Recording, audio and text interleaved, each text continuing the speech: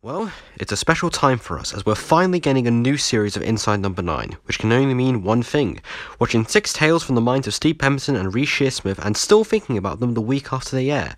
But what does the new Series 7 have in store for us? Well, each week I'll be going through each episode and giving my analysis and general thoughts on them. I did try to do this previously with Series 6 without a script, but yeah, they weren't that good. So now I think it's time to improve on my work and my analysis on this wonderful show. So without further ado, welcome everybody to my review of this episode from Inside Number 9, Series 7.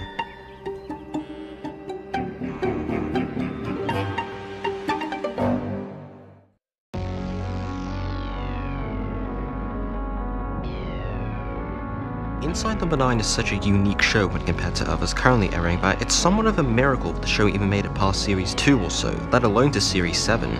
This is by no means a bad thing, but when compared to other anthology shows, it stands out mainly due to one major factor, and it isn't the direction, the guest stars they pull in, or even just the notion of seeing another Stephen Reece project. To me, the biggest strength to Inside Number 9 is its writing, as to date this is probably the only modern anthology show out there to have all the episodes written by the same two people and to not have a single bad episode among them. And the writing in the show, which we're all well accustomed to, is taken and twisted especially, so much so that the audience watching this episode, Nine Lives Cat, is constantly left to guess as to what direction the episode is heading towards. In this episode, we are introduced to Inspector Katrina, or Kat as she prefers to be called, and she is currently trying to solve a case of a missing boy named Ashley through the help of her work buddy Ezra and someone wanted help from a figure from her past, fellow Inspector Barnabas Bull. Tough as nails, Kat is determined to solve this case and doesn't care what length she has to go to in order to get it, in order to prove that you don't need a cock and bollocks to get the job done. During this, Kat also has to deal with personal matters such as her troubled love life, alcoholism, and raising a daughter as a single mother. But throughout her journey in solving this case, she finds that some things are out of her control, and this case of the missing boy might not be what it seems. To start with, I feel that the main cast in this episode really mesh well with each other and are played superbly. There's of course Kat, played by Suvi Okonedo, who manages to pull off her character as a hardened and no-nonsense detective exceptionally from start to finish. Then there's Ezra, who the audience is initially supposed to trust until the wall over Kat and the audience's eyes has been pulled and everything comes to a close for her. And notably there's Barney, the neurotic Rain Man-esque detective played by Reece Shearsmith. He even played a similar character before in the show Chasing Shadows, so maybe he brought in some experience from that.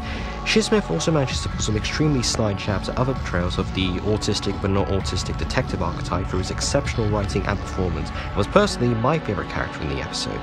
Throughout the episode, the audience may seem to pick up on the writing, which seems to mirror the box-standard ITV crime drama, which may be familiar as this was also the basis for Hurry Up and Wait from the previous season. The satirization of drama detective shows even extends for direction and lighting, as there were quite a few resemblances to it in the general script. I did particularly enjoy the lighting used in this episode, particularly at the start and near the end with the dark shadows of a light blue light used throughout the scenes, like in the scene where Kat talks to her child and does her She Takes monologue. There was also quite a few funny lines in this episode which bring some levity into this serious police drama affair, such as the various nicknames Kat gives to her, well, cats. Hear that, Kipney? I've got a nickname just like you. Kipney Spears. Funny. I used to have two, but David Meowy got run over. The satirization of the genre is also extended into the episode's writing, which comes full circle at the end of Kat's initial journey where she confronts Ezra, which leads into what the episode is truly about.